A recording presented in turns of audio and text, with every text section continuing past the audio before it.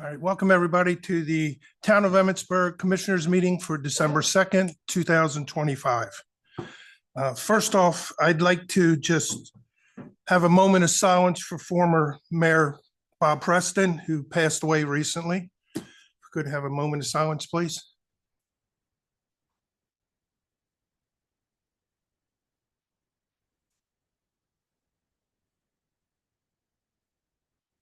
Thank you. If you would please rise now for the saying of Pledge of Allegiance. I pledge allegiance to the flag of the United States of America and to the republic for which it stands, one nation, under God, indivisible, with liberty and justice for all. All right, first off, go ahead and approve the minutes from November 3rd of 2025. Does anybody have any additions, corrections?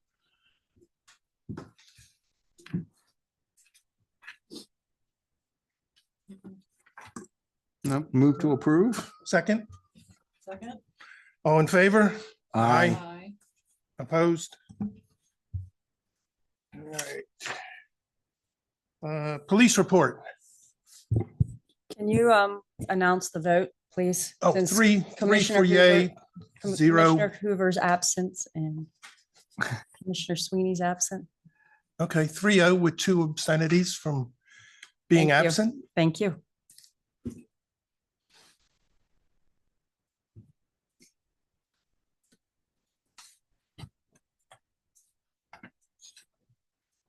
Good evening. I'm Deputy Bartholow. I have the monthly report for November 2025. Myself and Deputy Honaker, 5 annual/holiday days of leave. We attended the turkey trot this month, and we had police one online training. No fleet issues.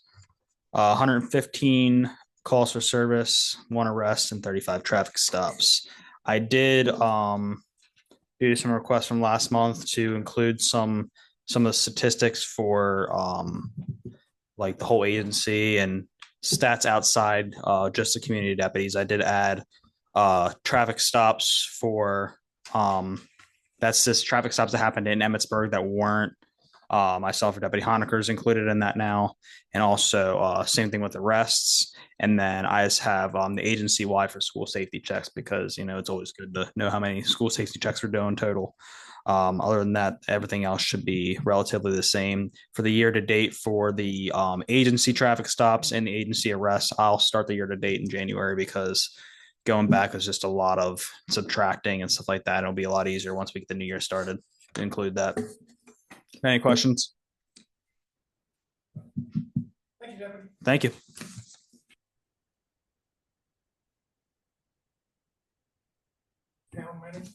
Okay. This is the town manager's report for October of 25. Just a few key areas. Staff installed a new stop sign, a new bollard on DePaul Street at Federal Avenue. It was damaged by a tractor trailer. They also dug out and replaced 2 sections of sidewalk and blacktopped around the storm drain inlet at the entrance to Northgate. Related to the parks, the contractor winterized the pool and splash pad. Staff dug up and lowered a curb box and sewer cap at the new concession stand, and the new bricks were installed at the concession stand walkway. Related to wastewater, roughly 14.38% of the wastewater treated in the month of October was wild water. We had no spills of untreated sewage, and we did not exceed the plant's design capacity any day in the month of September.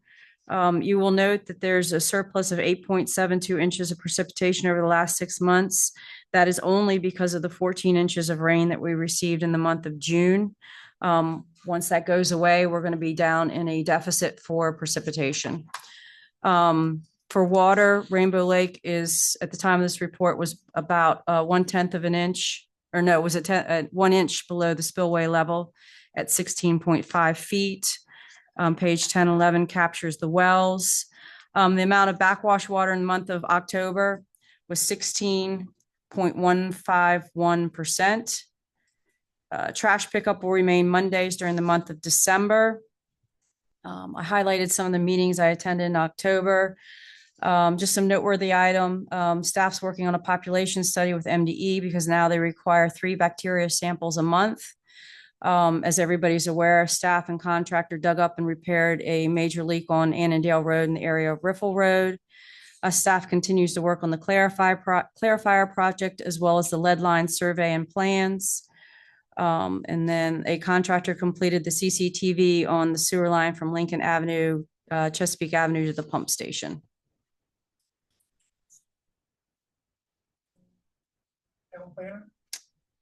Um, Town planners report? Yeah, I can do that. Okay. Were there any questions on the grant administrator's report? No? I just have one question on the grant report. It looks like you did in fact submit the grant application for Sustainable Maryland. Expansion of community garden on Cedar Avenue through the purchase of a small greenhouse, raised beds, rain barrels, rules, sign, lawnmower, bench. Can we get a copy of that, please? The grant Well, we'll send out. application Okay, it was sent out already, but she can resend it. to whom? I don't know. I'll have to look, but I know it was sent out to somebody. Okay, I don't think it was sent to council. Oh, well, to the whole council for the grant application? Well, Yeah, for the I one that- received one because I asked for it. Okay.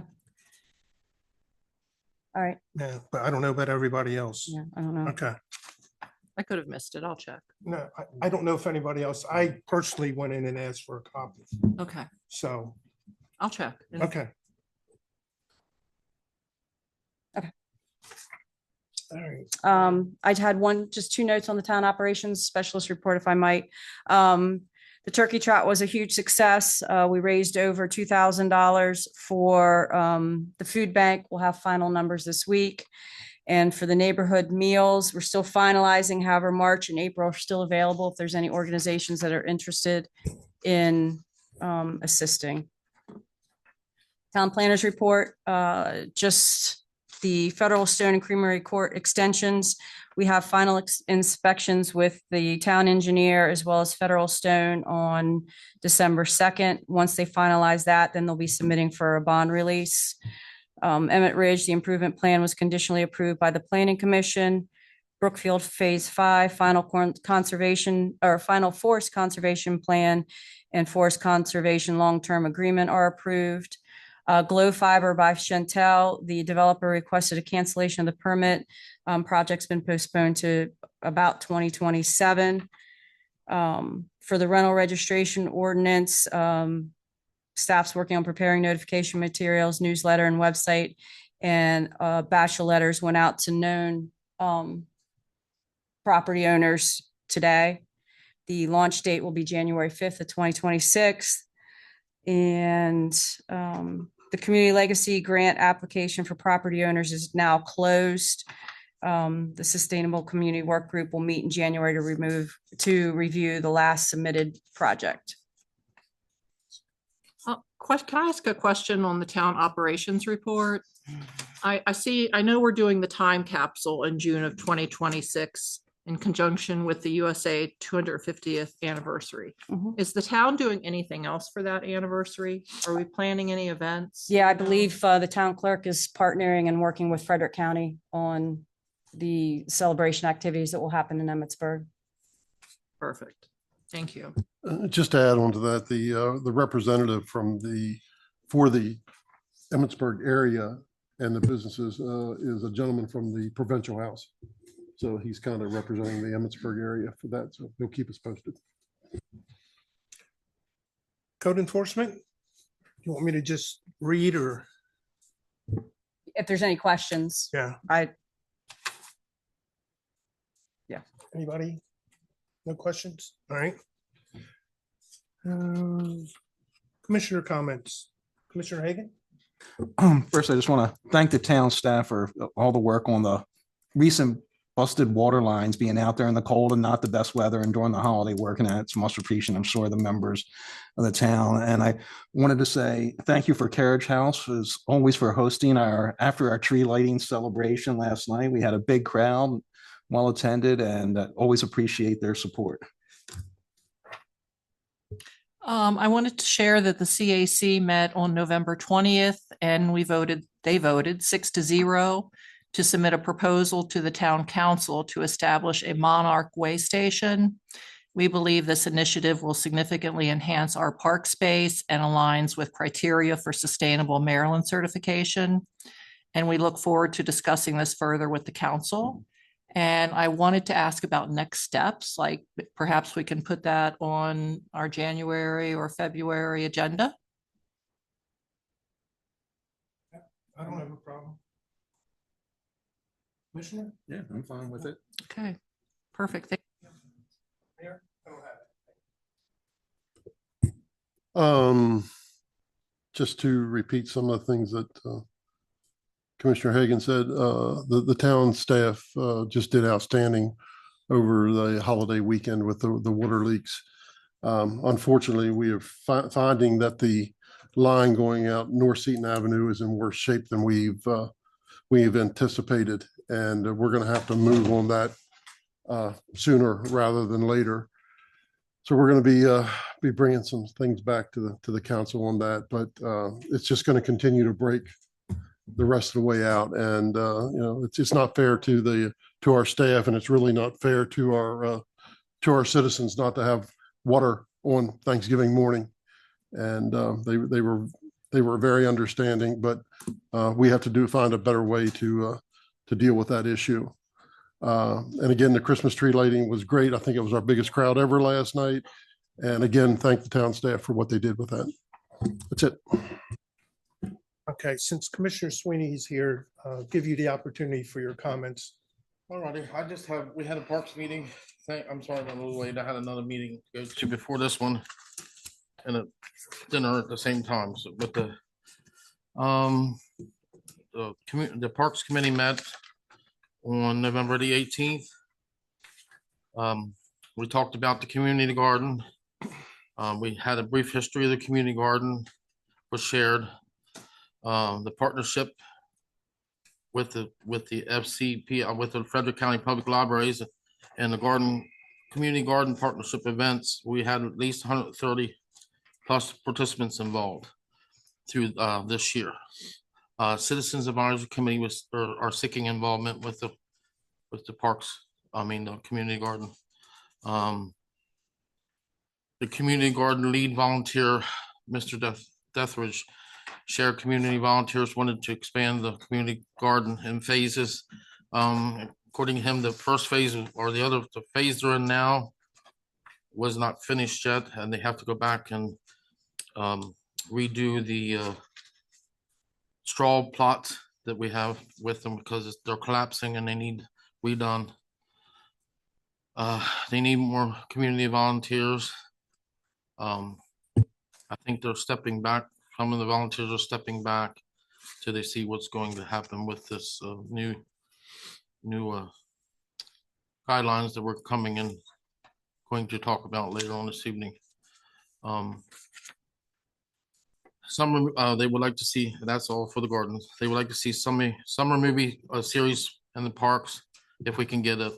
I think somebody had gotten a projector or something, or knows about getting a projector, and maybe we'll see getting to have movies this summer. They would like to do that. Youth basketball is currently on the way. Youth soccer, Catoctin Mountain Soccer had 85 children participating in the fall season, and they are having clinics in the wintertime. The Emmitsburg Trails, 5 grant-funded kiosks were installed by the volunteers in July.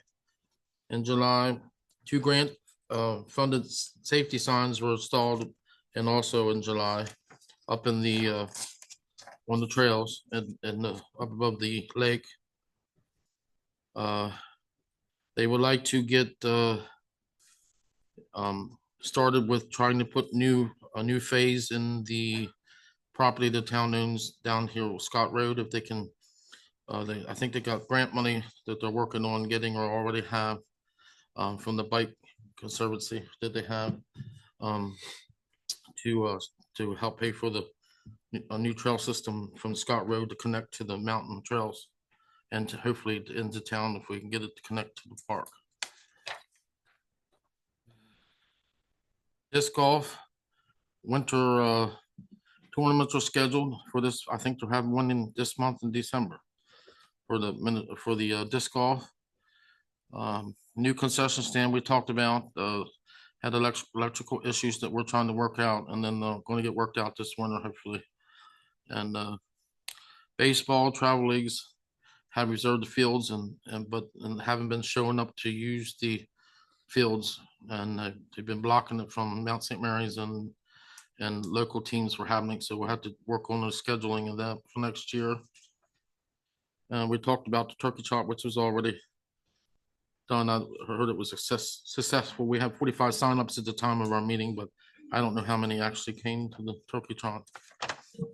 About 180. 108, well, that's good. We had 45 when we had the meeting.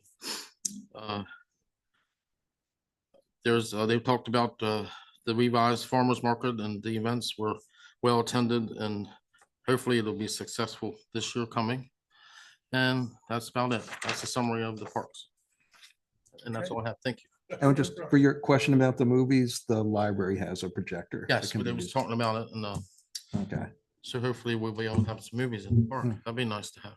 Commissioner Sweeney, can we get a copy of the minutes? Yeah. Not at this very Oh, I can moment. have him make it, yeah. Thank you. All righty. Okay, in celebration of the Town of Emmitsburg 200th anniversary, I have a proclamation. I'd like to go ahead and read it. Whereas the Town of Emmitsburg, Maryland celebrates its 200th anniversary on the incorporation of the town, and whereas the Town of Emmitsburg was founded in 1785 by a recording of a deed from Samuel Emmett, who sold 106 acres, and whereas the deed stated the land was for the founding of a town and no record of pre-existing houses or structures, and whereas on December 18th, 1824, the request was made for the town to be incorporated in Frederick County.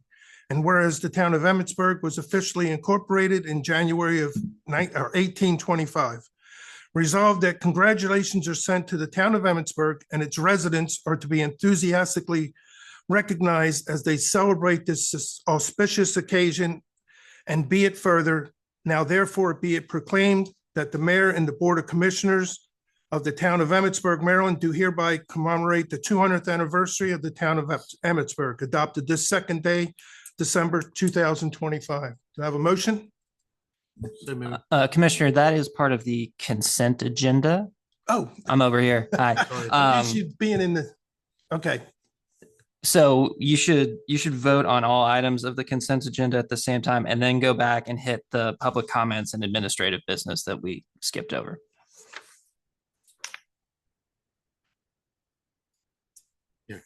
H. okay.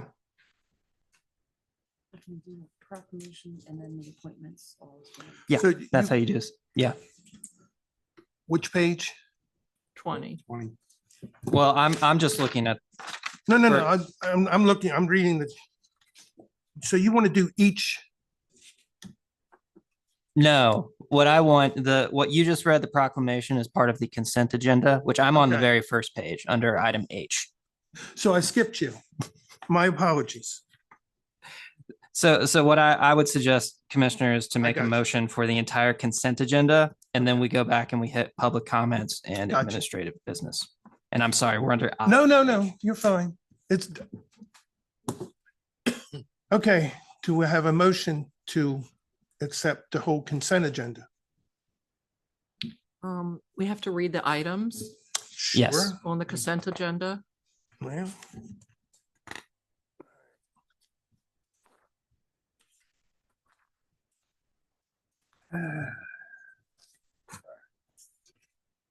The reappointment of Diane Walbrecker to the Board of Appeals with the term December 2nd, 2025 to December 15th, 2028. For consideration, reappoint Jack Pollitt as an alternate to the Board of Appeals with the term of October 1st, 2025 to October 1st, 2028. For consideration to reappoint Shannon Cool, Steve Starlipper, and Amanda Ryder to the Parks and Recreation with the term of December 2nd, 2025 to December 2nd, 2027. Yes. For consideration, appoint David Wilt to the Planning Commission with the term of December 2nd, 2025 to December 2nd, 2027. Now, can we have a motion? I will make a motion to approve those as well as the proclamation celebrating the 200th anniversary of the incorporation of the town of Emmitsburg. Thank you. Second, Seconded. have a first and a second. All in favor, say aye. Aye. Aye. Any noes? All right, 4-0, ayes have it. Commissioner Hoover is abstained from not being here. All right. Now we have public comment. First, Amy?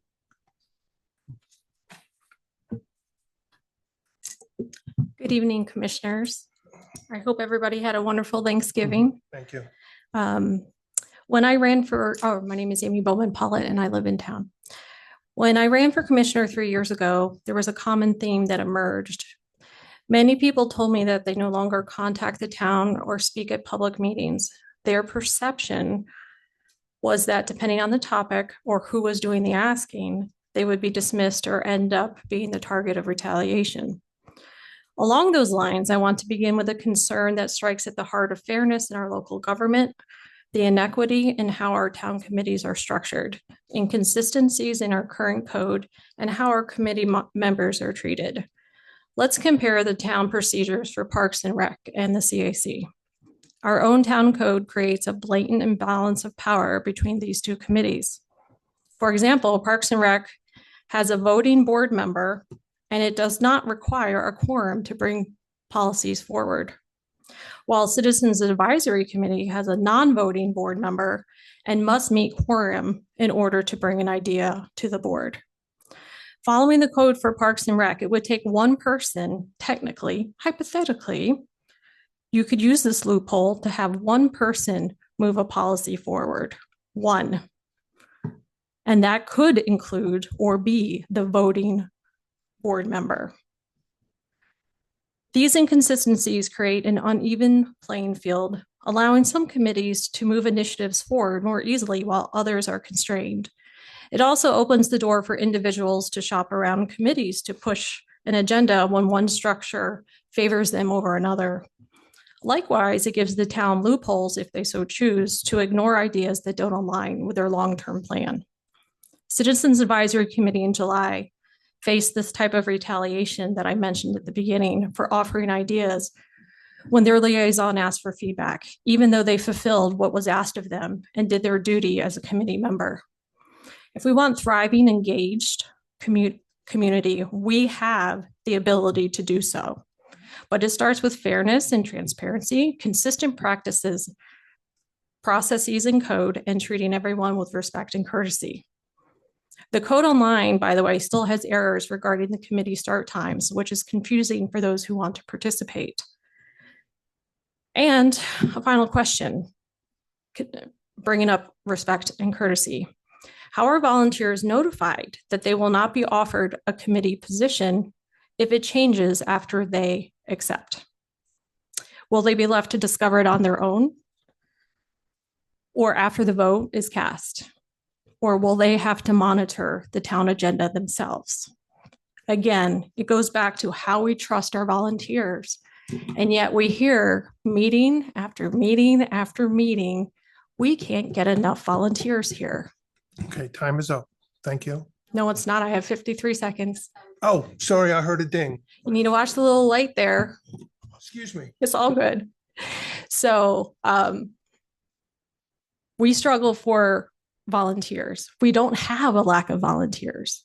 We have a lack of people who want to continue to volunteer based on the treatment they have received.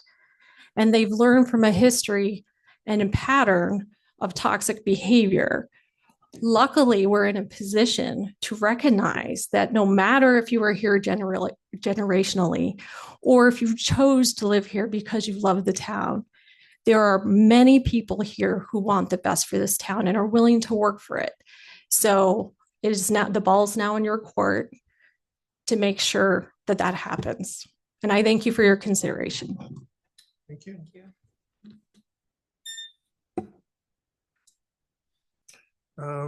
Ms. Diane Walbrecker? Oh, okay.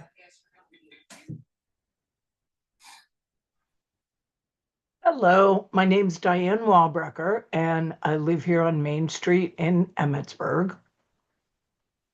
I want to thank ex-Commissioner Amy. That was really an enlightening discussion. I didn't realize that the rules were different for those two committees. So I would encourage you guys to take a look at that and to resolve it, because I remember when we had competition for being committee members in town. And I also remember when committee members were celebrated with celebration at the end of the year, where the town had a party for all of the committee members and all. And I just think it was a wonderful way for us to get to know who the staff was, get to know each other, and compare notes about different committees. So anyway, I did want to speak tonight, though I know you guys are going to be addressing the community garden. And as a member of the Green Team, I would encourage you to consider putting oversight of the community garden to the Green Team. I think we should be getting more members. I've heard interest in that. And I think it would be a win-win for the town. Now, having not heard the discussion that you guys are going to have about it yet, I really can't make any other comments because I don't know which way you guys are leaning. But I wanted to make my feelings known during the public comment period. So thank you very much. Thank you. All right, let's see. Next is pool management. What did we, Yeah, administrative. Business. okay, H. 20. 22, I got you. Gotcha. No, I've got that. All right, Make a motion. yes, please. I'll make a motion to approve free metered holiday parking from December 5th, 2025 through January 3rd, 2026, with all proceeds going to the Emmitsburg Food Bank. So I have a second? Second. All in favor? Aye. Aye. Aye. Opposed? 4-0, one abstain.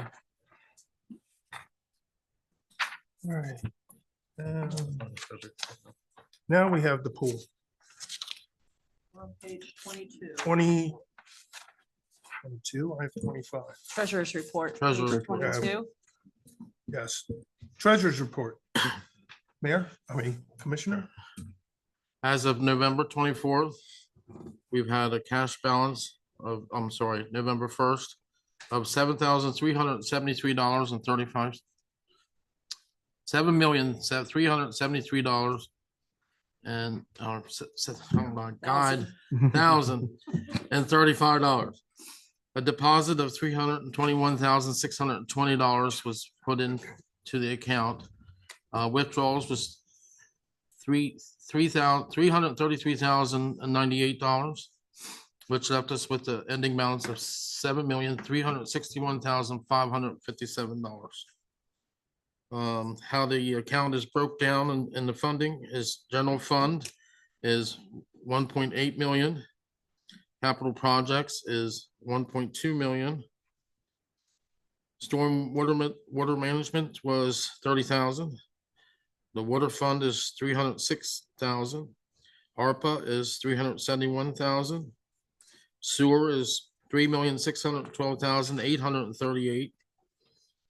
Which totals $7,328,458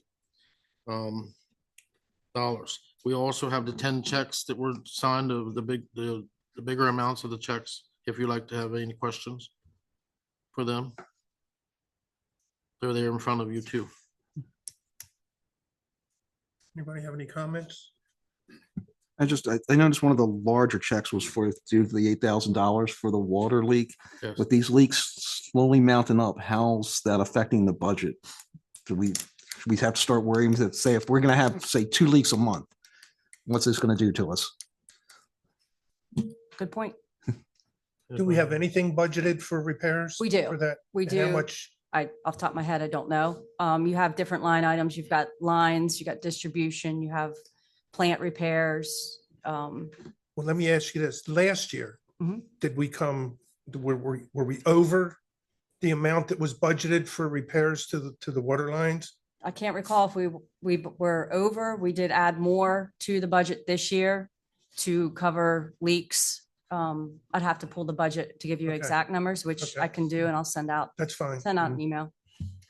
Who paid for the repair when the whole town lost water due to the fire? The town. The town, how much was that? Is that on here? Well, just one of the bills, one of them from LB Water was 8,000. Not everything's come in yet. Calco's is not on there. No. We also had to pay Calco, yeah. Mhm.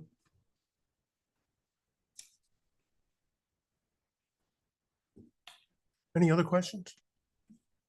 All right. Planning Commission report? Planning Commission met last week and approved the improvement plan for Emmett Ridge 2. Commissioners did have some concerns about how the appeals board work, and luckily Mr. Adams was there to help walk them through that process and help answer those questions. We may need to look at doing some education for the board members so they understand how they interact and where the responsibility lies between the two. Any questions? Okay. Agenda item number 1, we have a presentation from the Retail Strategies Small Budget, Big Impact Downtown Revitalization.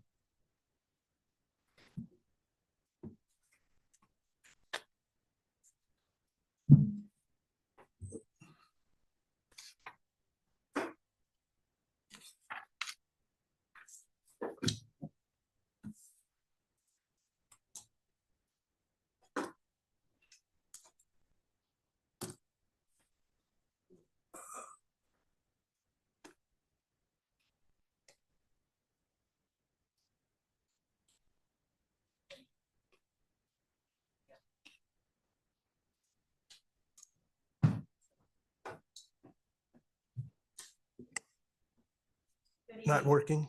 Push it again. There we go. Okay. Good evening, Mayor, Council, City staff, and residents of charming Emmitsburg. I am so excited to be here today. I am Sarah Beth Stewart. I'm the Vice President of Community Partnerships for Retail Strategies, and we have a division called Downtown Strategies. I have previously met with city staff and the mayor to talk about the downtown revitalization efforts that the town wants to make. So if we'll go ahead and kick into our presentation, a little bit about Retail Strategies. We were actually born out of a commercial real estate firm. Our sister company does everything from major mixed-use development to property management, tenant representation. And through the years, we have worked with communities, and we had noticed that there's a missing link between commercial real estate and municipalities. So we formed Retail Strategies to be that middle worker, to do outsource economic development, specifically focused on retail development. Traditional economic development is so focused on industry, manufacturing, big time jobs, and big time wages that traditionally retail just kind of fell to the wayside. So again, we formed our company to act as the extension of city staff to really help with retail development. Then through the years, just by listening to our clients, they would say to us, hey, thanks for our Starbucks and thanks for our grocery store, but what do we do about our downtown? Downtowns are super complex. There's a lot of nuances that go into it. And so we actually really took some time to figure out what is the best path for downtowns. And you can go to the, so this is just a little bit about Retail Strategies. We're really into real estate and knowing what assets you have and making sure that they are utilized in the best way possible. We're big believers in ICSC. We're also members of Main Street America. We've actually spoken at their national conference several times, and I've actually spoken at the ICMA conference several times. So on to the next slide. That's just a little bit about us. So As I mentioned, there's a lot of things that go into downtown revitalization. We all know what we want in our downtown. We want to see historical buildings brought back to their beautiful glory. I'm big in historical preservation, so I love to see old buildings, again, revitalized. We want to see storefronts that are activated with different shops and different places for us to shop around. We want to see really beautiful sidewalks that are very easy to walk on or use strollers or wheelchairs. We also want to see beautiful trees and just different aesthetics. By the way, the lighting in the downtown is absolutely stunning. When I turn down Main Street, I love the lights. So you guys have done a really good job so far. And we also want to see lots of events in our downtown, what brings the people in, of course, creating that foot traffic. We all know what we want again, but how do we get there? Where do we even start? So on the next slide, we're going to talk a little bit about the different plans that are out there. You guys have already adopted a master plan, and it has big, beautiful renderings. And you spent a lot of money developing this plan, really understanding what the public wants to see in their community. But then sometimes we see that these plans, they're just so big and beautiful and grand, but sometimes it's hard to figure out what is that next step. So again, we worked really hard to figure out what is the best path for downtown. So we started Downtown Strategies to be not the master plan where it's 20 years and $20 million, but what can we do over the next 5 years to see incremental change in the downtown? So on the next slide, we're going to talk a little bit specifically about Downtown Strategies approach. So we're very much a bite-sized plan, working at that 5-year timeframe. So what can we do in the next 0 to 9 months, the next 1 to 2 years, and the next 3 to 5 years? We want to outline what we can do, what we should do, not everything beautiful and grand ideas, not just throwing everything on a wall and seeing what sticks. We want to see what we should do next. We're going to be very focused on practical, small-scale strategies that are very affordable for a small budget and a small community. We want to focus on what are we going to do next. So outlining 20 to 30 strategies, not a list of 200 plus ideas. We're going to narrow that list down to see where we can focus our time, our efforts, and our resources. And then most importantly is that implementation. Plans, we do not want them to sit on a shelf and waste taxpayer dollars or to collect dust. So our plan is very focused on the implementation process.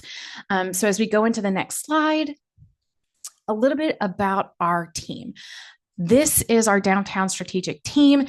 They are past practitioners. They have sat on city staff shoes, so they understand exactly what it takes to go through this process. So Jen Gregory, as I mentioned earlier, we took a while to figure out what we wanted to do for our downtown platform. Jen Gregory was actually a client of ours. She was the economic development director in Starkville, Mississippi, and she had hired retail strategies to do retail development. We saw what she had done in Starkville to really bridge the gap between the university and the downtown to really create a very family-friendly environment that had tons of shops and different places to really engage with the public. So we loved what she was doing. We said, hey, we want to come to the dark side and help us start Downtown Strategies. So that was about in 2019. Of course, she helps us see through what 2020 did to a lot of our communities. She actually used to work on the Hill, so she knew all of the ins and outs of federal funding, ARPA dollars, CARES Act, all those different things. So she brings just a big background of understanding policies behind the government. And then Jeremy Bardock joined our team not too long ago, about 2-3 years ago, and his focus was definitely more on that implementation side. So we wanted to see what are we going to do next. We want to see those projects through. He's fantastic at working with big complex issues and breaking them down using data to say, here's what we are going to do to overcome these hurdles. And we're backed by our support staff. So Laura Marinos is actually one of our longest running employees. Our company would probably fall apart if it wasn't for Laura. She's a fantastic director trying to keep everything, the projects in line. So, and of course, Taylor is also our client service manager. So all that to say is we've been in your shoes. We understand all the different nuances of revitalizing a downtown. So on to the next slide, talk a little bit about the process for Downtown Strategies. First, we're going to do a discovery phase, really trying to understand who has the opportunity to engage with your downtown. The data that we're able to collect is a little bit more focused on retail. So looking at the retail leakage, what dollars are leaving your community, and really understanding how to keep those dollars local. We are going to then develop a strategic action plan, and that action plan is fully backed by our implementation phase. So again, during this discovery effort, really trying to understand where you currently are. So we'll review current plans, your code, your ordinances, all those things that come from a policy perspective. We're going to pair that with our market data. Again, really looking at who has the opportunity to engage in the downtown, whether they live here, they work here, they're driving through, or they just live in a surrounding area. Maybe they're coming for a specific event, or maybe they're coming for the grocery store, or different restaurants in town. We want to see how can we keep them here longer. The data that we can provide will show us that picture specifically by utilizing mobile data analytics, so we can really track those consumers. And again, seeing what they are able to buy and spend within your town. A major milestone of this discovery process is our strategic visioning workshop, which on the next slide, we're going to go through a meeting with different business owners, trying to understand what is a hurdle you face with operating a business in the downtown or in the community. Open to property owners. We understand that property owners do control a lot in our communities. And we want to see what are some hurdles they face with owning a piece of property in the downtown. What are they willing to do with it? What would they hope to see backfill their vacancy? Definitely open to the public church. So trying to understand, hey, residents, what do you want to see in your downtown? What would bring you downtown? Of course, open to community leaders, trying to understand, what do you want to be when you grow up? And then any other individual who has a vested interest in our downtown. So the market visit also consists of a core team input session. So really meeting with city staff, having just a little meeting there. We want to just walk the downtown. So truly walking into any business, meeting with those business owners, looking at the pieces of property, looking at your retail assets, looking at the different pieces of property to understand, okay, this could be this type of retail. And of course, that stakeholder input session, which I've just gone through. Once we have our in-market visit, we pair that with the market analysis. And after reviewing your master plan and other code and ordinances, we're going to put together this strategic action plan. And we call it this action plan because it is truly actionable. It is a 5-year plan, very much focused on that policy and administration, design elements, tourism and promotion, and economic vitality. The policy administration, there's a lot of things that go into that element. So I understand there might be some things coming up to vote for vacancy ordinances. We're definitely a big proponents of looking at the carrots and the stick method. So dangling carrots, incentives that would be appropriate for your community to incentivize different programs to spark that private investment, but also sticks that do carry the weight of policy and codes that can direct that private development so that you can see the development happen where you want it to be done. Looking at the design elements, this is one of the funner parts of our plan. So really looking at the aesthetics of the community, trying to do connectivity, really making it an environmental or comfortable and inviting place for people to live, to stay, and to work. Tourism promotion is also one of the more fun elements. So taking into account what events you guys have done in the past, sounds like the Turkey Trot was a very successful event. So what can we do to build upon it for next year? Or even just events that you might have done pre-COVID. We see a lot of communities have different events they've done pre-COVID and pre-2020, and they kind of fell to the wayside. And so what if we brought some of those back, or just reinventing different events that you guys are currently doing, or just finding a different event based off of the personalities of your community? And then the economic vitality, this is really where we want to see how do we get better and higher use out of our downtown properties. We want to ensure that local businesses in our community are complete and they are contribute to the economy, and that we can bring in more businesses that will grow the community. Each of the different 4 pillars comes with a matrix here that you see, and it's really going to break down exactly each of those different action items within our different pillars. And then it's going to show a timeline, the level of investment, and really that implementation partner. So in some elements, you're going to see that it's going to be directed to the action teams, or it's going to be directed to the city staff, to the TCDA board. This is one of our communities, Tahoe City, big tourism community. So there's a lot that went into understanding the nuances of that. So we, as you can see, we try to assign that as well as looking at the timeline. One of the ones I want to point out, this is the economic vitality at the very, the second one on the very bottom. So that 4.2, it says who it's going to be delegated to, as well as it's going to be delegated now and the cost of it. So there you can see $0 allocated to that specific strategy. So we want these things to be something that can be accomplished quickly, easily, and with a limited budget. As I mentioned, we're very, very focused on the implementation phase. The last thing we want this to do is to sit on a shelf. We want to see this activated. So this implementation support looks different for community based off of city staff, the local volunteer groups that you have. So we really want to see these jump started pretty quickly. So we do help with that phase. So sometimes that's what communities kind of struggle with is, well, where do we start? Who to delegate these tasks to. So we're there to hold your hand, keep you guys accountable, and give the confidence to see those results. On to the next slide, we're going to be talking about what does the support look like. So a lot of times it looks like templates. So how can we look at different policies and incentive programs? What are other communities doing that are working really well? Maybe communities that look very similar to ours, and what are they doing, or what practices have not worked in the past? It sometimes could look like different training. So we do a property owner training. That toolkit can be easily rolled out to really aid property owners and backfilling vacancies, or just understanding what data is out there available to them. Just training for storefront display design. Again, having that aesthetically pleasing really can help a lot of business owners. The support also looks like connecting to partners. So we have some communities that we say, hey, we want to do a branding campaign or a wayfinding signage campaign.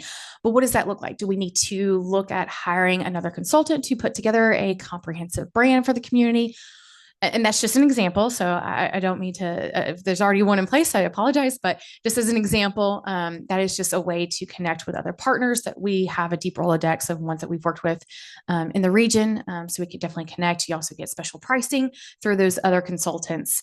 So on to the next. And then also troubleshooting. So again, when you hit into that roadblock, when we run into a hurdle and we're trying to figure out how do we overcome it? Again, we've got a tons of experience. We've been in your shoes. We're that unbiased third party that can help give ideas and suggestions to overcome those different hurdles.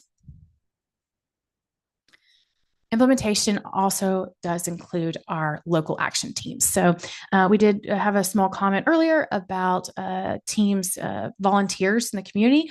We want to lean upon our volunteers that are very passionate about seeing our community. So this does look different for each different community, again, based off of the number of volunteers. Some communities, we have one local action team going on at one time. Sometimes we have multiple, but we recruit 5 to 8 local volunteers, and we put them in tasks of one of the different strategies. Within that local action team, we're going to do our action planning workbooks. We're going to take one of the suggestions and just really drill into every single thing that needs to be accomplished in order to get that one strategy completed. And we typically work on an 8-month project, so it's not a full year. We want to see change happen quickly. And so we attend each of those different meetings. We have monthly meetings, so our team will attend them virtually. So we do what we call them our 30 for 30. And we do, what have we done the last 30 days? What are we going to do in the next 30 days? We then report back to the core team. So city staff and the council will be abreast on what is happening within those local action teams. So I know I sped through that pretty quickly. I know we're limited on time, so I wanted to open this up for questions if you guys have any thoughts. I have some questions. Yeah. It's typical in small towns. Yeah. The vast majority of our businesses are single proprietorships, Yeah. and getting them to step out for meetings and years proves difficult. Mhm. We Even, understand. with Main Street America, trying to get them out to the meetings. Yeah. Just is a losing. And with, you have one Main Street, we also have parking issues. Have you Yeah. encountered these type of things and the works around for them? In every single community, it doesn't matter how big, how small, parking is always a part of the conversation. So absolutely. We also understand that business owners, that they are working in their business. That is what they do from 9 to 5. And then once 5 o'clock hits, they're kind of tired. We also understand that lunch and learns are not always the best opportunity, because a lot of times businesses are that's the best time to do their business. So yes, we completely understand that. That's why we do our walking tour. So we want to go to their shops. We want to meet with them in their business to really understand what are those hurdles. Again, those strategic visioning workshops, they can happen very differently for each different community based off of that input alone. So if you say to us, hey, Sarah Beth, a lunch and learn, not going to work for our community. Great. Let's do something that would work. So we really will work with you to make sure that we get the best turnout there. How long does it take for you to develop the strategic action plan? Great question. So typically 8 months, usually within the first week of our partnership, sometimes 2 weeks, depending on scheduling.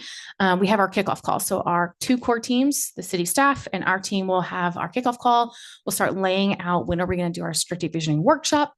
When can we expect the plan? So we kind of lay all that out pretty quickly. And then usually within the day 60 is when we have our market analysis delivered. Usually by day 100, 120, again, depending on scheduling. So we have our in-market workshop. And then usually by month 8, month 9, again, depending on schedule, we present that plan. City staff does have time to then say, hey, we want to adjust this, or we don't really care for that element. Can we tweak this? So there is time to get that comment back. We'll adjust the plan accordingly. And then usually we want to see that completely adopted by month 9, so that we can kickstart implementation within that first year of partnership.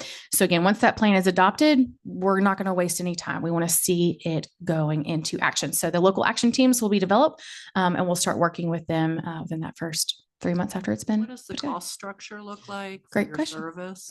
Yeah. So the first year, which includes everything that I've talked about so far, so the market analysis, the strategic action plan, the market workshop, and the implementation jumpstart, that's $45,000 for the first year.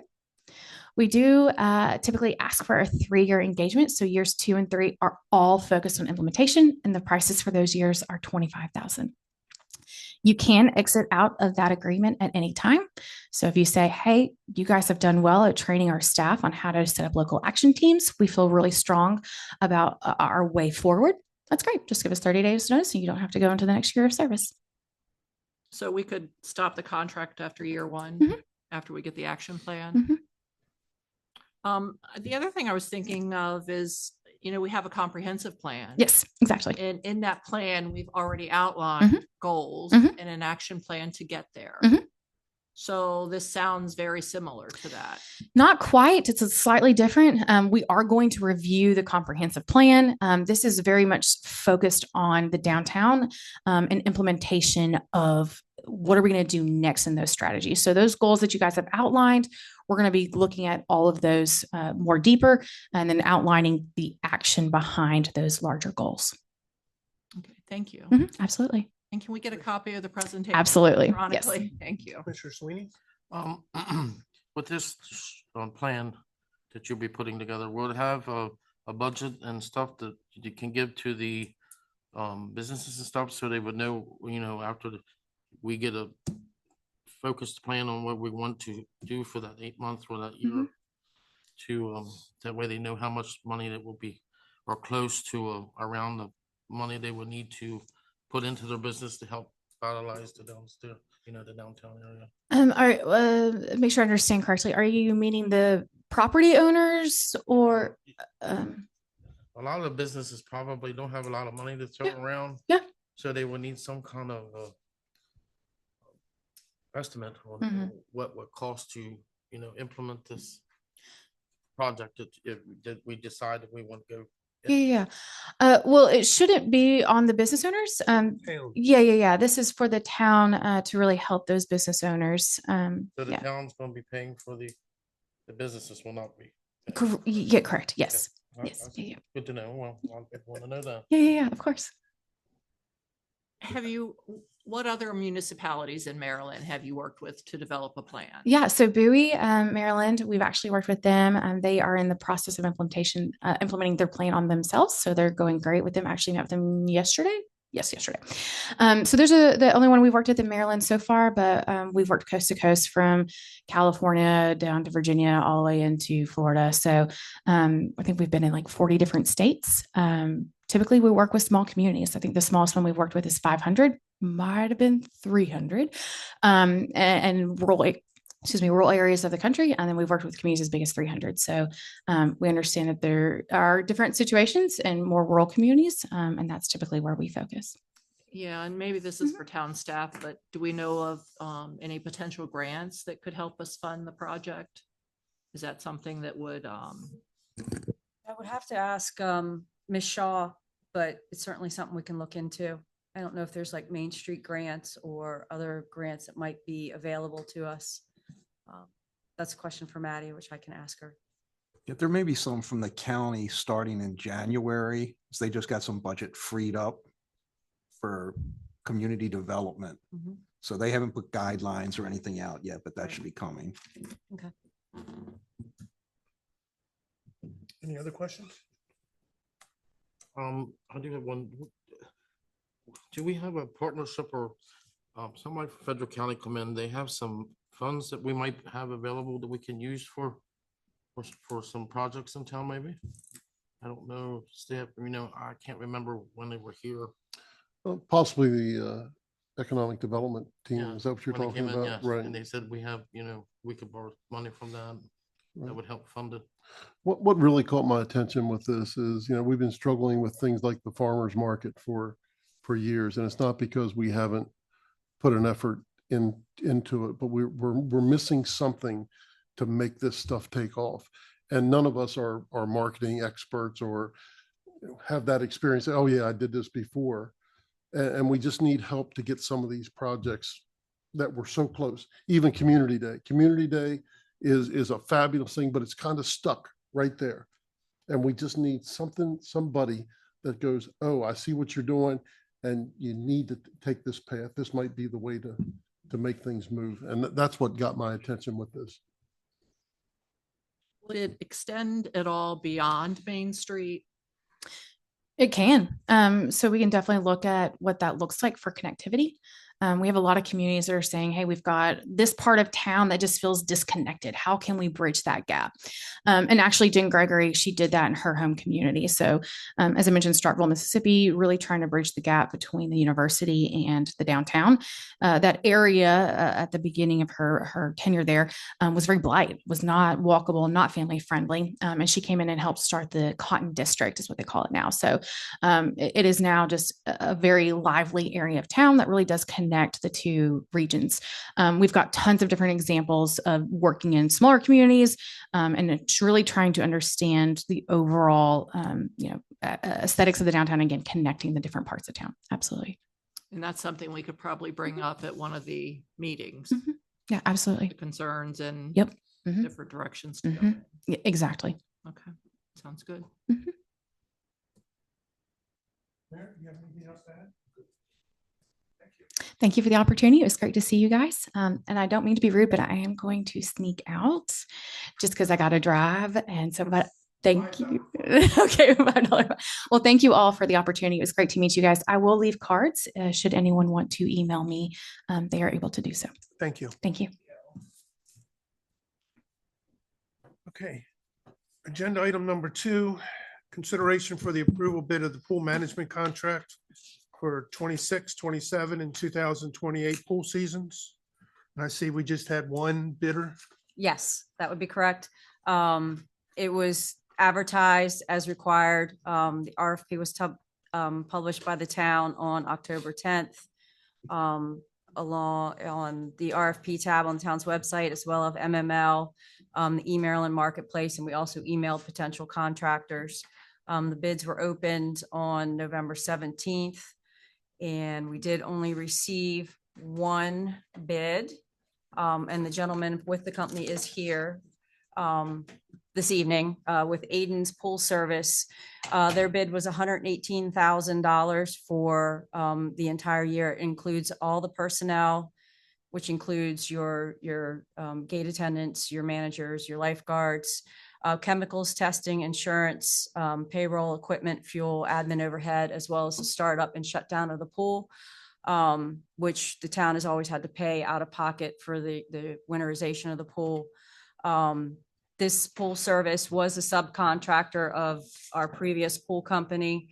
They handled all the upkeep during the pool season, all the supplying all the pool chemicals. When we had numerous issues this summer, this company was always available, answered the phone, come in at the last minute, fix things that they didn't have to fix. They were very transparent and upfront. They're very well respected by the Frederick County Health Department. There's really not, we've had outstanding service through them. What was the cost last year for the pool? Well, it was supposed to be $108,000. Okay, That's what it was supposed to be. but it wasn't. No, What was it? I don't have the final don't- total because that is Okay. unfortunately in Okay. dispute Now, the 118, is that per year or for the 3 years? per year. Okay, just wanted to Yes. clarify. And the one thing that I will say that I really like about it is, if I understand correctly, it's one invoice in May, June, July, August, and September, instead of multiple invoices a month, Okay. billing for all kinds of different things. And he is here if his name's Will Van Westenberg. Yes. Okay, if the board would have any questions. Commissioners, any questions? I don't think so. Okay. I'm good. All right, do I have a motion? I make a motion to accept the bid for $118,000 for Aiden Pool Service LLC. Do I have a second? Seconded. All in favor? Say aye. Aye. Aye. Opposed? 4-0. Thank you. Thank you very much. Yeah, I just want to personally thank you for the extra work that you did this summer to keep us up, because we were close to closing the pool several times, and if it wouldn't have been for you going out of your way. So thank you so much for that. I second that. Okay. Agenda item number 3 for consideration approval of bid for sewer relining services for 2026 to 28. And I guess there were several bidders, 6. Correct. And the prices are on page 30. Right. Commissioner, any questions? Who are you recommending? The town would recommend Humphrey and Son. They have done work for the town previously, and we were extremely satisfied with their work. If you add up the cost per linear foot on the lines, they are the lowest bidder. And then if you break it down to even the 2 lowest, they're still lower on mobilization and traffic control. Again, we've had no issues with any of their work in the previous years that we've used them. So we would recommend them to continue with the sewer relining. What is the total cost for Humphrey? We won't have a total cost. So the price is when we bid this out, we ask for what it costs per linear foot. So basically for a 6-inch pipe, it's $45 per linear foot, $60 per linear foot for an 8-inch line. It goes up to the 15-inch. Do we have an estimate or something budgeted that we, Yeah, the town budgets $100,000 every year for sewer relining. okay. Do we know how much we need to reline? Quite a bit. It's going to depend. So right now we do it in conjunction with the CCTV. So when the CCTV goes out and they camera the line, then we can see the line and we know then where to pinpoint doing the sewer relining.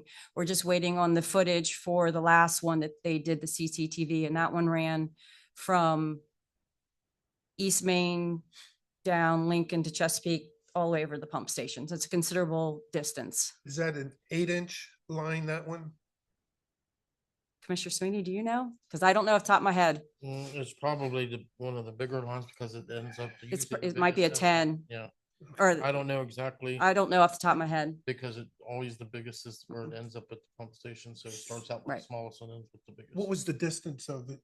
Do we know how the break, how big, how long? Just to get an idea I don't of know. what we're looking, okay. No, but in the budget is $100,000 each I year. got you. If it goes over that, then it comes back to the board. Okay. Yeah. All right. Commissioner, oh, So it's 100,000 per year for 3 years, Yes. over a 3-year period. And it looks like approximately 2,500 feet per year, but we won't exceed the 100K that's already set aside. Per year, unless there's something, Major. unless it's urgent and has to be done, then it would come back to the board because that was what the board approved in the budget.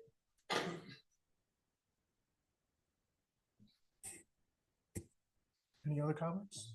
Questions? And eventually this should pay for itself over the years because if we eliminate treating the wild water going through the plant, which those numbers are coming down every year. So it's doing what we want it to do. So it'll eventually, I don't know if we'll see it, but eventually it will pay for itself.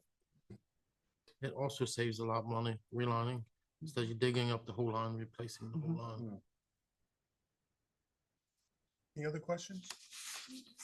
Right. Can I have a motion to accept Humphrey as the company for the sewer relining? So moved.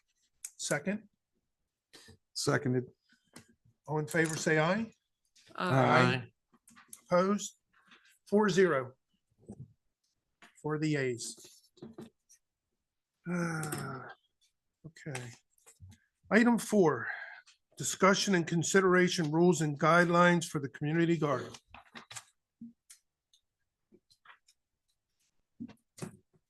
Who would like to start?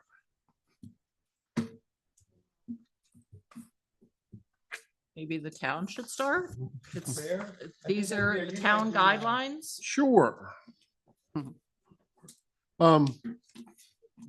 As I had stated last month, I had started on some guidelines pertaining to the community garden and with some discussion with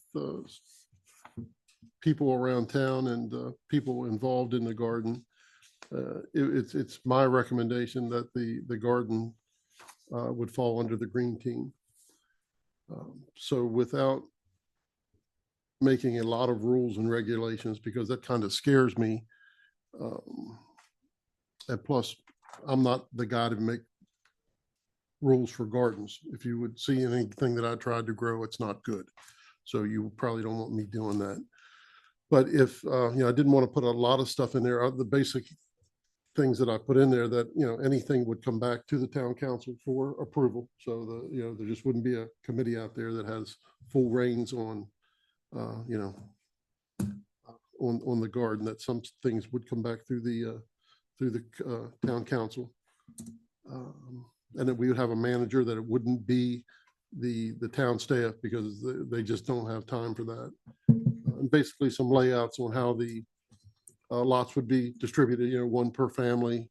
If there's extra lots after a certain date, then they can be distributed to other families and things like that.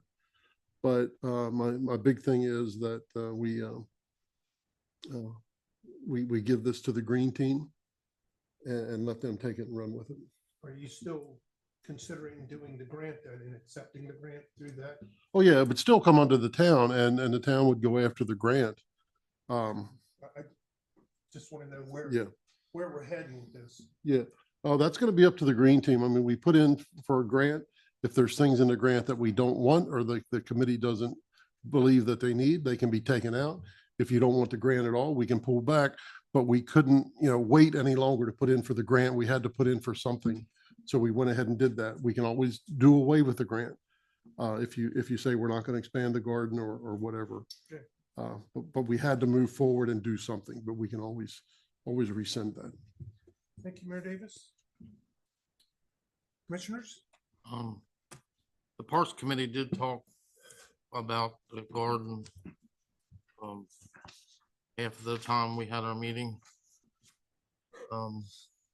the volunteers, or the feedback from the volunteers is the guidelines that the town had in place already were working fine. Where you'd have to pay for, hold your lot, and then if you cleaned your lot up, you got your money back. You'd have to register for the lot or whatever plot you'd have. If you didn't clean it up, then if the staff had to clean it up, then you didn't get your holding feedback. There is concern about too many rules and regulations being put on and too much government over. They're afraid of government overseeing it too much or getting too much of it.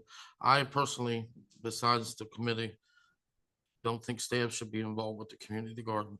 It's grown well through the years with the volunteers it's had. We went from the community garden that we had over here, which is still there, to what we have now, and it's grown a lot. And they've used the money wisely, but it needs maintained, and you have to keep going back and redoing things that you started with, which is the straw beds and stuff all have to be redone. That's going to take a lot of time.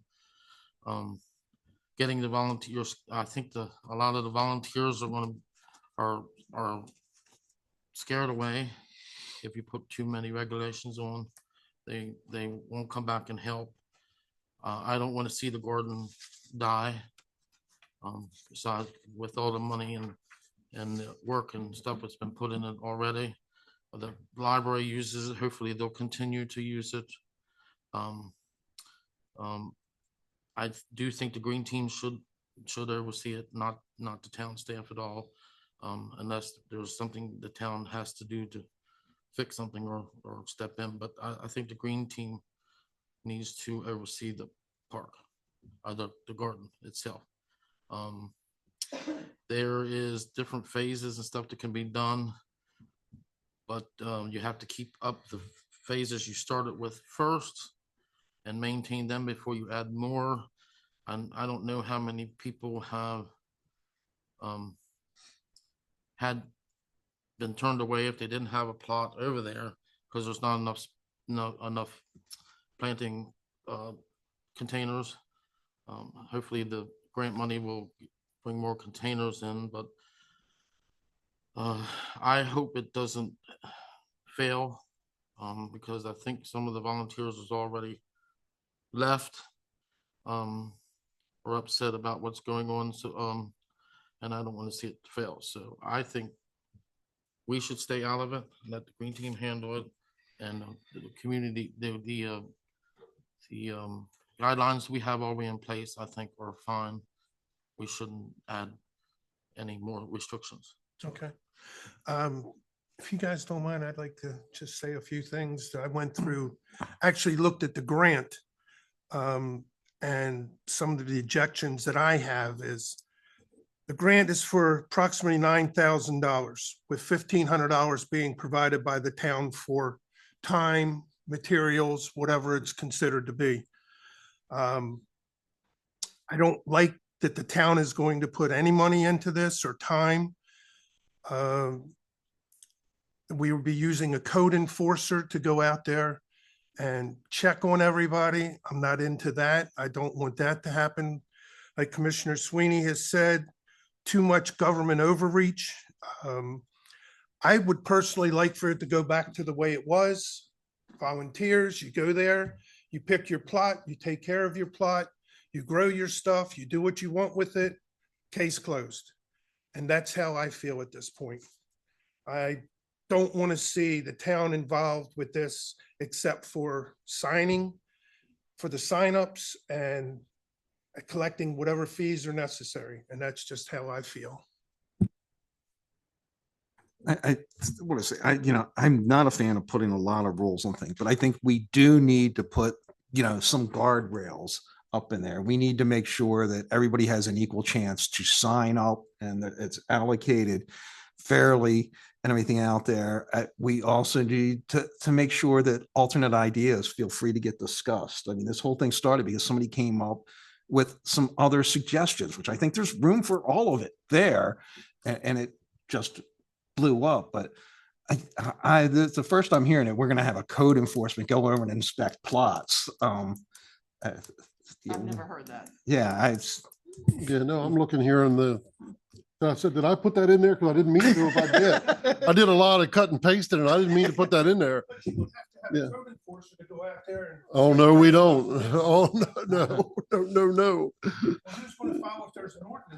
That's what the committee's about. There is no, there shouldn't be an ordinance with the garden. it's That's just what that's what that committee's for. That's what the garden manager's for. And if somebody doesn't go by something, they don't come back next year. It's very simple. It's not a big deal. If they don't clean up their plot, they don't come back next year. You know, that's just one way to handle it, but it's not going to be the code enforcer. And, you know, there could be people that can't afford a fee, even if they're going to get it back. I mean, that was the whole thing, for people to be able to go out and plant, to be able to grow some food for themselves if necessary. And then to say, well, you got to pay $50. Well, I don't have $50 to put out there. So I don't even want to see a fee, you know, but that's just mine. Well, no, you've got to sign up. That's all that time I put in those rules, you didn't read them. No, I'm just kidding you. Yeah, well, you're not telling me nothing, but you know, I think it can be very simple, and I really do. And I agree with Commissioner Hagan. I think I read all the plans and I love them all. And I think we can make them all work. I think we can put them all together and everybody can end up with this, with what we want. And I think it'll be beautiful. But we want to keep it simple. We want to keep it simple. I'll add a little bit. I mean, the reason for the rules is the community garden on Cedar Avenue had no rules. There weren't enough beds. People were turned away. There were some families that had multiple beds. When things didn't go as planned, people were called out on Facebook. So the reason for the rules is because what was happening wasn't working. There were no rules. There's still, you know, the CAC invested a significant amount of time into developing the garden guidelines, the suggested garden guidelines, not because the town asked them to, but because they recognized that disparities existed and they wanted to help strengthen the program for the benefit of the community. There's so much that has been taken out of the revised plan, including its purpose, how it aligns with Sustainable Maryland, how it aligns with our grant money that we're getting. You know, we had talked about not sharing tools because of disease spread, bringing in invasive species, you know, that's been taken out, you know, standards of conduct, you know, including bullying and harassing people who have a different vision. None of those are in this policy, and the policies are not to drive people away, but to protect the town and the citizens who are gardening there. And as far as the volunteers leaving, I don't know if any of them are here tonight to speak up about the guidelines and offer input. But a lot is missing from this, and I'm really disappointed that we didn't take any of that into consideration. I did take it into consideration, and I don't think it's up to the town council to set those rules. We did basic stuff here that says we'll come back to the town council, but that's for the green team. I'm not going to give this to a committee and say, oh, and by the way, here are your rules. That's not fair. I did take a lot of things out of the stuff that came from the CAC committee, but originally you said it would be up to the town council to vote on a set of rules, even if it would be passed on to the green team for management. Right, but you can't give this to a committee. I mean, we just heard Commissioner Bowman Pollitt say that we're pushing stuff down people's throats. We gave this to a committee. Let the committee work with it. If you decide to give it to the green team, don't give it to them and say, oh, and by the way, this is what you're going to do. No, I didn't say that's what Well, we're going to that's- you do. know, these I'm are just saying these are why just general I'm guidelines. stating the reasons why I'm disappointed that we took out very important things like ADA accessibility, the purpose of the grant. Our problem is here is we're dealing with two different groups of people. We're dealing with Joe Smith that wants to come in and plant a tomato plant. And we're dealing with professional gardeners. There's a big difference in there. And I think we can make it work for everybody. But, you know, some people can't afford to go out and get their own tools. And if there can be a hoe in the shed that they can use to help weed, I think that should be accessible. You know, they don't have to be in the master gardeners area. If the master gardeners want to bring their own stuff in, that's great. And I'd love to see that happen. But there's a couple different groups of people that we're dealing with. And I'm not the guy to write up these rules. I'm the guy that goes, if I'm the person that wants to plant 3 tomato plants, I can't go by all that because I don't understand it. I don't know it.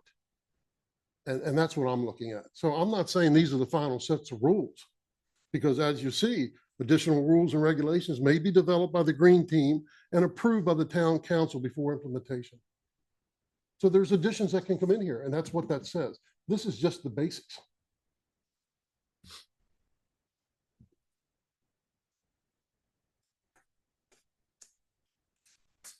Any other questions, comments, concerns? Yeah, the only other thing is, like I said, I'm not in favor of a lot of rules, but we need some. And the other thing that strikes out there, we have in there, it's only growing for fruits and vegetables. We've had over years, some people just put, you know, flowers in there. So I don't want to exclude people that just want to do that also. If, you know, if we have the rule that says it can only be fruit and vegetables, we've lost out a portion. You know, one of the things we heard was people, you know, wanted a pollinator garden, which is a nice idea. And we're saying if it's fruits and vegetables, that goes out the window. Is there a motion? I thought we were going to. For the green. Yeah.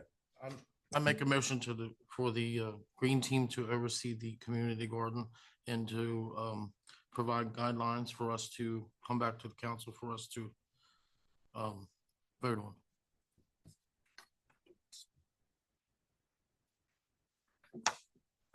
Second?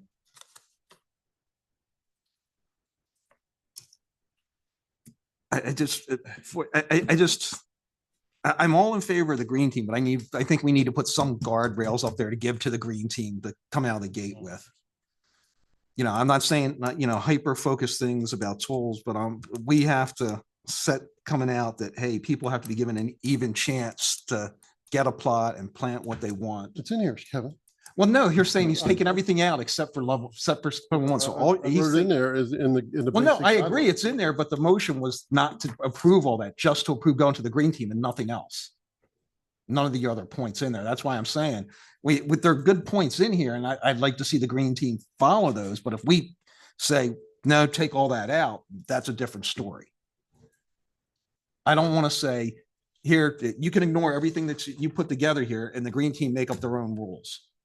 I want this, you know, at least a boilerplate to go to them. You know, we don't have to get into the details. I would hope they would, but I think the boilerplate language a lot of you have in here is good. Well, can I make a revised motion? Yeah. Well, we got a motion. Let it Okay. pass or not get a Well, second, adopt. fail. Okay. Do we have a second? There's no second, so the motion fails.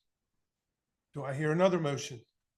I'd like to make a motion that we take the set of rules that are in the packet tonight, along with the original rules developed by the CAC, and provide both of those to the green team. And the green team will come up with a set of rules to bring back before the board for approval or disapproval. I have a motion. Do I have a second? I'll second it. All right, all in favor, say aye. Aye. Opposed? No. No. 2-2, the motion fails. What's the reason for the failure? Do you only want to give them one set of guidelines? No, I don't. What do you want? What is, I want this to go back to, Yeah. you go get a lot, you grow your stuff, and everybody stay out of the lot. I mean, you guys do what you want to do with the lot within the rules of doing flowers, doing plants, doing corn. But what whatever you happens want. when that doesn't work? Well, apparently it worked for a long time. And then all of a sudden we had a conflict between two different fractions and things went all the hell after that. So that's why I don't approve it. That, and of course, I don't want any grant money. I don't think the town should be providing grant money for this. I mean, that's $1,500 we have to pay, and we shouldn't be involved in this. So that's where I stand. I also think the guidelines that we have are fine the way they are. But we don't have The, any uh, guidelines. Yes, we do. We have a set of guidelines. I mean, the ones we have in place now. They're for the original garden. We don't follow those guidelines for the new garden. Um, Is there any other motions that want to be brought forward at this time? Again, I just want to reiterate that what I put in here was just the basics to get started. It wasn't, that's why that last line says that anything else that you want to put in here comes back for your approval. So these weren't meant to be the final, the final rules. That if there's things that the committee needs to put in, or we have citizens that want to make recommendations to the green team, I'm all good. And I'm fine with that. But you asked to come up with some basic stuff, and that was the things that seemed to be the issue last year. How did we water the garden, and how were the plots given out? There was some basic stuff, and I think I addressed that. But this was not meant to be the final draft or the final set of rules. So my concern is, like I said, fewer rules, the better. So for the objections about the grant money, I think it's well used. One of the main things that we as a town are responsible for is improvement of the life of our citizens and helping build cohesion. This clicks both of those But boxes. if you want to keep the town out of this, you can't start But it's on town providing- property. providing money into this. I mean, you want us to be out of this or you want us into this. It's But- one way or the other. But to keep the garden going, no matter what we do, want the garden going, it's going to require money to fund it somehow. The best way to do that is grants, and grants are going to kick back and say, well, you got to have some skin in the game. In this case, the $1,500. Why can't each person just provide the money? And if there isn't enough money for a certain person, why can't we find donations for that person? Why does the town have to solve all the problems for that? I mean, it was working fine before. But it wasn't working fine. Well, And that's your that's how we opinion. arrived here. That's your opinion. There are right. other opinions who say it was working fine. Yeah. You've got opinions of people who say it wasn't working fine. So you've got a clash of two factions. So, and now you're coming to us to be referees for this and provide solutions. No, let it go back to the way it was. Let the people decide what they want to grow and do, use their own equipment, their own whatever. If they want to share, they can share. Why does the town have to be involved with all this? Well, I think Well, like I said, I'm in favor of minimal. So, but I think you need to set, it's like, hey, it's one plot per person or family until after this point in time, and then they can. But that was already in effect, right? You had a thing for the plots, or was that not?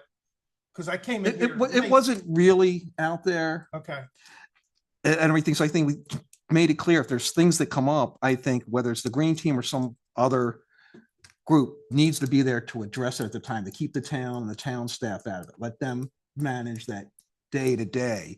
But somebody needs to help organize it, and it's the grant money. Let the garden get to where it is today. Without it, it wouldn't be there. We wouldn't have the raised beds. We wouldn't have those. okay. right now, we don't have anybody overseeing it because it didn't go through either way. So no, right now, the green team is not overseeing this. Right. That's why I said that's what the vote is So we to. gotta get it. I think we should, I don't know. well, if we do nothing, the existing rules will Stay. have to go into effect and which requires the town to manage it. Which existing, we never passed existing rules, did we? There's existing rules out there on the from town eons ago. website Okay, when the It's original $20. garden was, It's $20 in registration, okay. I think. they come to the town, I think, fill out a form, so on Yeah. and so forth. I have no problem with that, the way it is. I Just don't my either. opinion. So we're at 2-2 and the motion fails. I can tell you, town staff's not going to manage it. They don't have the time. We're not doing it. We just cannot do it. We have real issues to worry about. We have water lines, we have sewer lines, we have developments, we have a whole bunch of other stuff. And I've never thought in my life that I would spend so much time on a town garden when we have all these other issues. I want the garden. I want everybody to be able to do their thing, but we cannot spend any more time on this as town staff. We have real issues we have to take care of. So this should be really, really simple. This should be really, really simple. And I want to see the garden. I want to see it expanded. But we can't put any more time into this. So- You know, I never got I wasn't going to say this, but I'm going to say it anyway. I never got a phone call from anybody on this council over the weekend about our water issues. Now, I did get emails about the community garden, but I never got one concern about our citizens not having water. Now, I think something's wrong. I really think our priorities are wrong. Are you talking about the first or the second one? I don't, either one. Because I stopped in the town office that day. You know, either one. It just, I never got a phone call. Do you need something? Does somebody need to get them coffee? Are they okay? We going to have water for Thanksgiving? I never got one phone call, Well, Frank, but I got emails about the community garden. if you needed help, I all shouldn't you had have to do to. was call. I shouldn't have to do that. Well, that's, You know, it's just, We're not I think employees of- our priorities are wrong. Yes, you are. You get a paycheck. okay. know? You're correct. You're correct. But we're not involved in the process of what you guys do. Every day you deal with the budget, you deal with the money, you know what you're doing. And If you actually, needed help, call and say, hey, can you come down there and hand out water? even I when, came down here. even when the whole town was without water, I never got anything except from Commissioner Hoover. Yeah, I know some people work, I get that, but the community garden, I'm just putting so much time into it. And we got to set our priorities right. And that's all you're going to hear out of me. To try to get a compromise here. So I want to remove the grant from the equation.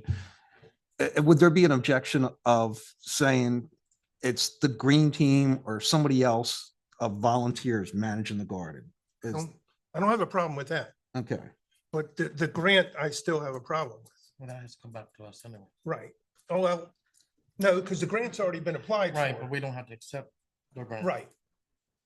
All right, as long as that comes back to us for a vote on that part of accepting it or not, I'll go along with it. Yeah, It hasn't come back to us in the past. There is no cash match on that grant. On the Sustainable Maryland grants, there's no cash match. What you're seeing is a $1,500 in kind.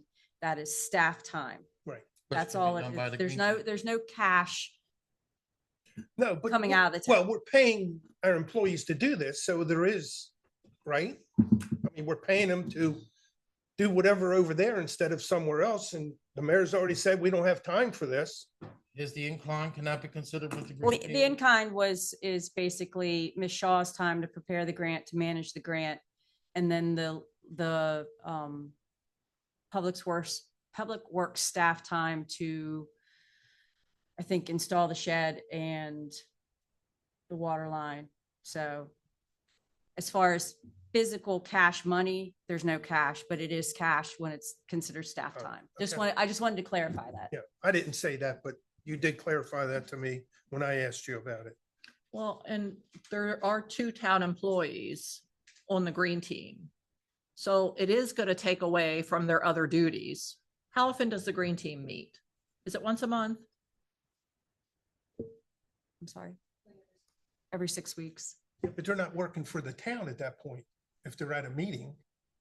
their Yeah, town part of employees our- attending the part of it's- meeting. They're a It'd be- citizen, they're not a town employee. Yes, they are. No, they are. They 'Cause manage, yeah. manage the green team. Yeah, Oh, and that's okay. We don't mind doing that. Okay. But to come out and start collecting money to assign plots, to do, go out and measure weeds, we just can't do that. We Okay, so can't do that. if the proposal was, we elect to have the green team manage the garden and come up with realistic rules, telling you to Guidelines. keep it to the minimum, so the guardrails are there. And that we say before any grant money can be spent, the commission has to okay it. As well as the guidelines. Yeah. And I don't think the green team's going to manage the garden. they're going to prepare rules and maybe discuss the oversight, but they will appoint a garden manager. Yeah, Correct, you're the right. green team's not going to be out there, Right, but measuring the weeds. they're the group responsible. Once they appoint the manager and everything, it'll go through them. It won't be town staff out there saying, hey, do this, do that.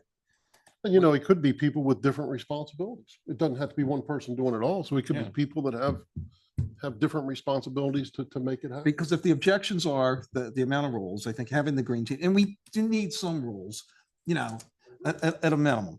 But, if we control the grant and say, it's got to come back here for before any money on the grant can be spent and everything, and we got to okay the rules. That way it comes back here and has that, but it gets the town out of the daily running of everything and puts it back on the green team and the garden manager.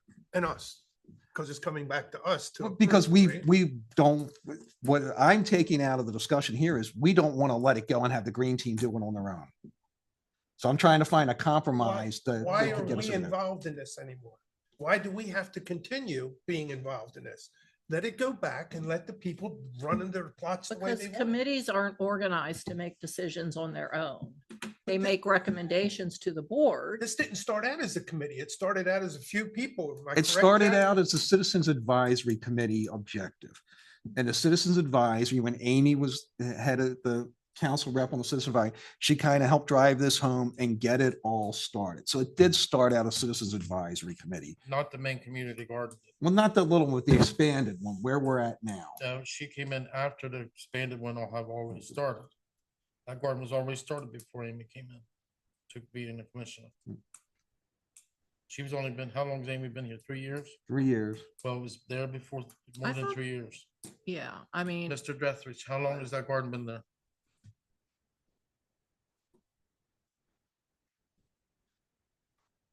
Amy was the commissioner when I asked for permission to put the garden Right. on the town lot. Yeah. I Yeah. was there also. And yeah, you were there that night. You walked in that night and you thought it was a good idea too. So, but it started out as a grassroots effort. Once Sustainable Maryland came into it, then everything changed because money comes in from the state. It was all volunteer prior to that. I don't think the town had $1,000 tied up in it for the first 2 years. When I needed help, I asked for it, but we put thousands of dollars of our own money and volunteer money into it. It's out of our control now. It's up to you guys. See, I think the grant money, if we do go to grant money, should only be used for soil and planters so they can expand and for straw and upkeep. So because you have to keep replacing the beds and replacing the soil. But now you're putting the town back involved in No, this. that The doesn't. the have grant to- money shouldn't come to the town then. Well, that's how the Well, the the state grant of money Maryland has to dictates. come it. to the town. I know that, but I'm saying, Yeah. you're bringing money back into the town and we're managing that money for them. Correct? Well, that depends on how we do it. We can certainly, there wasn't a vote of the commissioners after the grant was given. Actually, the commissioners did not vote. Hey, you can spend this much money on raised bed. You can spend this much money. That didn't come in front of us. No. So that wasn't, It we shouldn't. weren't managing. They got the grant and the volunteers ran with it. Yes, they reported what they spent it on, but they said, hey, we need A, B, C, and D. and you- Actually, the volunteers had nothing to do with the Mhm. money. The town, I'm assuming Miss Willets and Michelle. Miss Shaw Mhm. purchased everything. Yeah.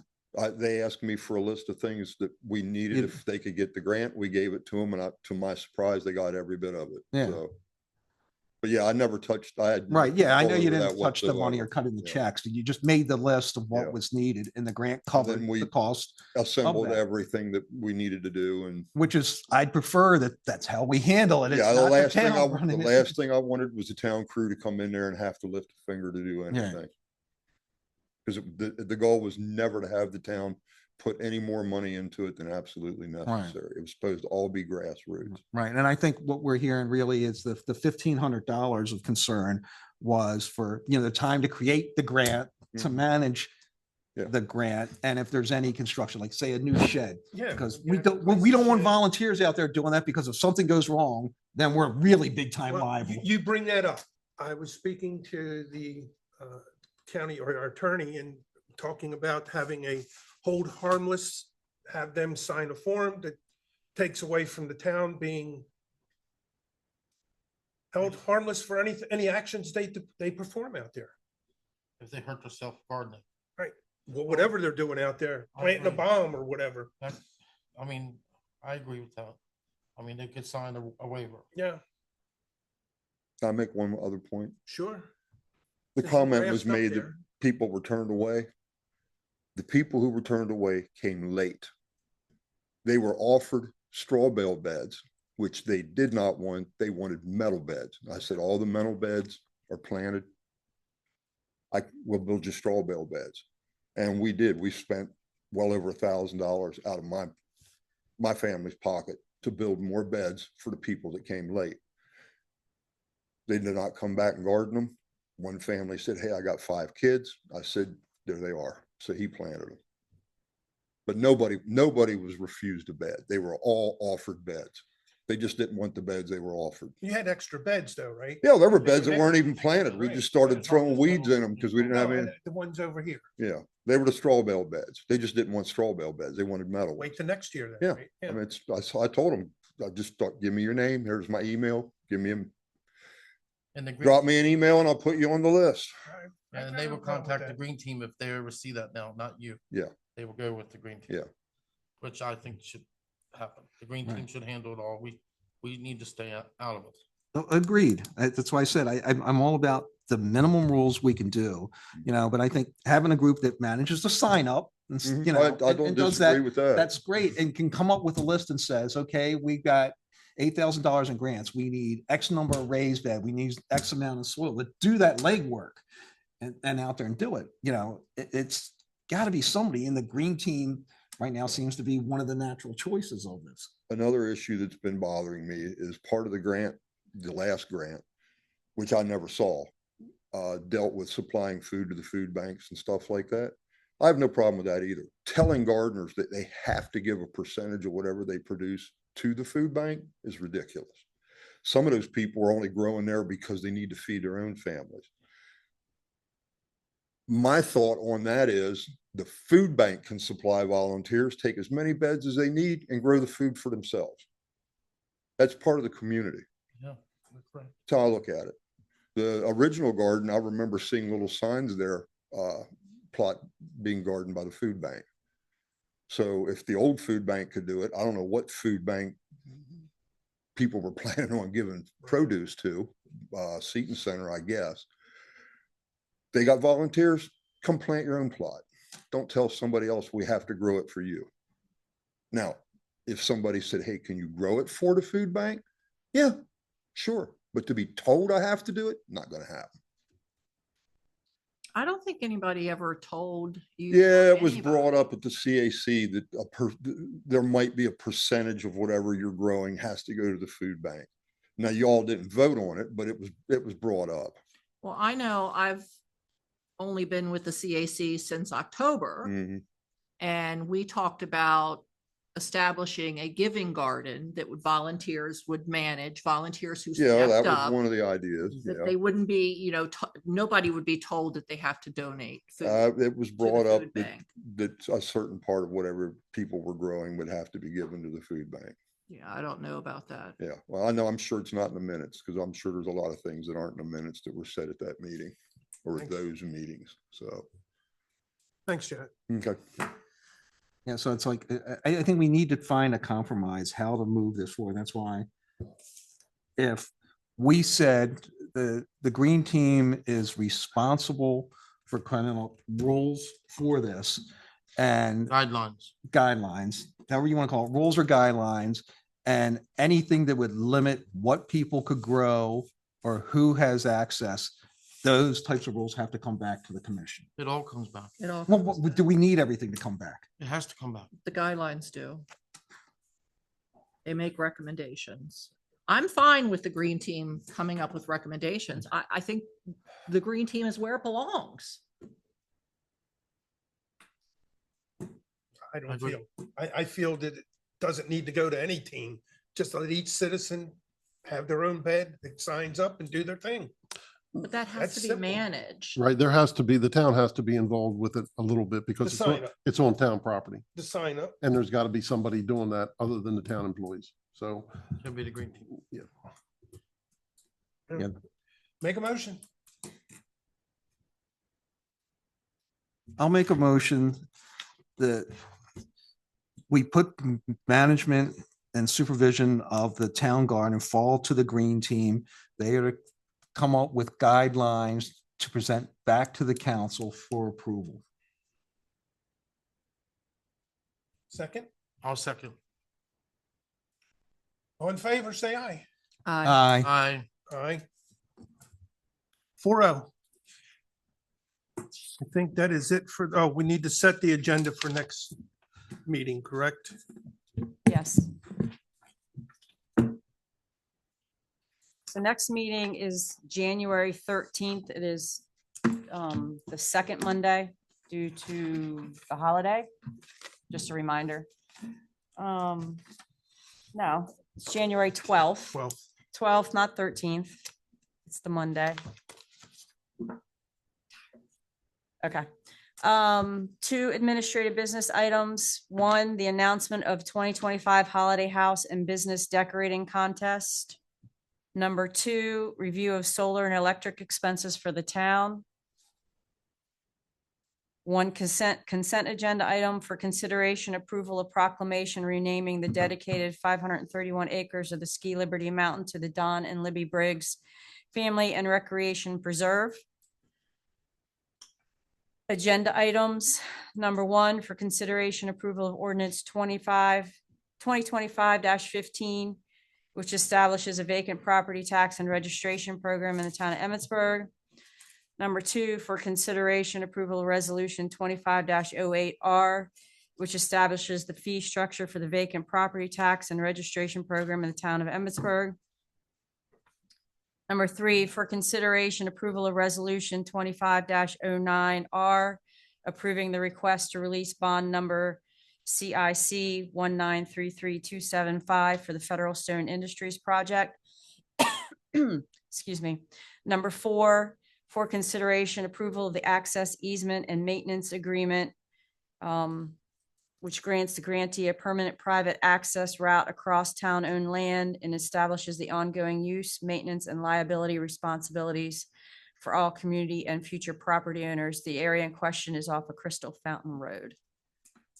Just a little background, and that's all I have.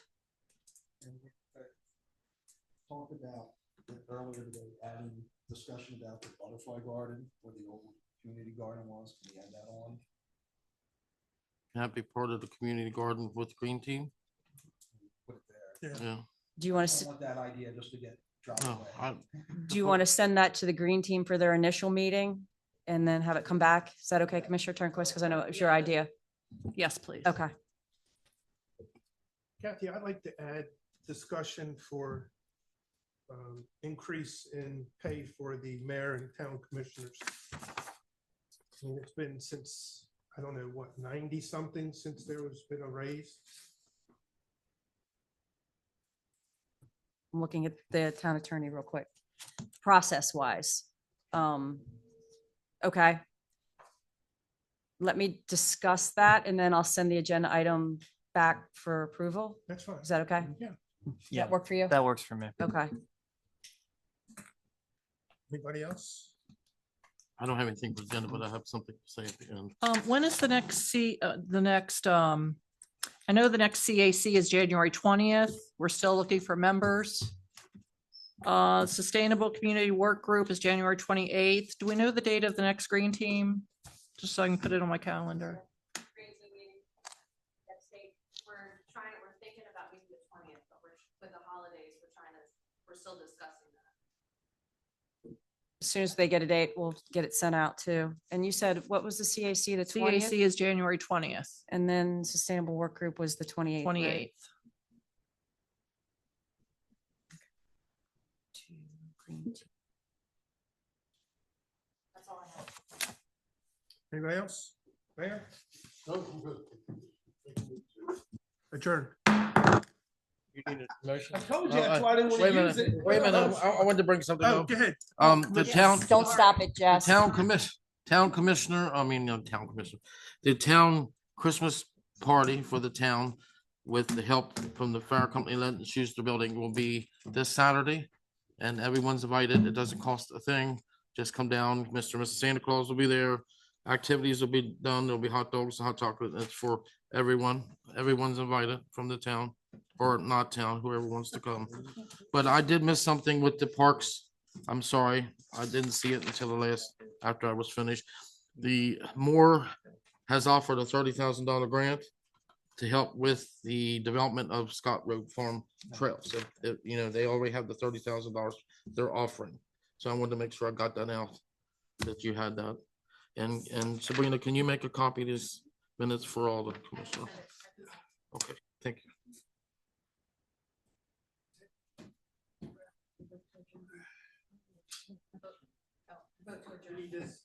No.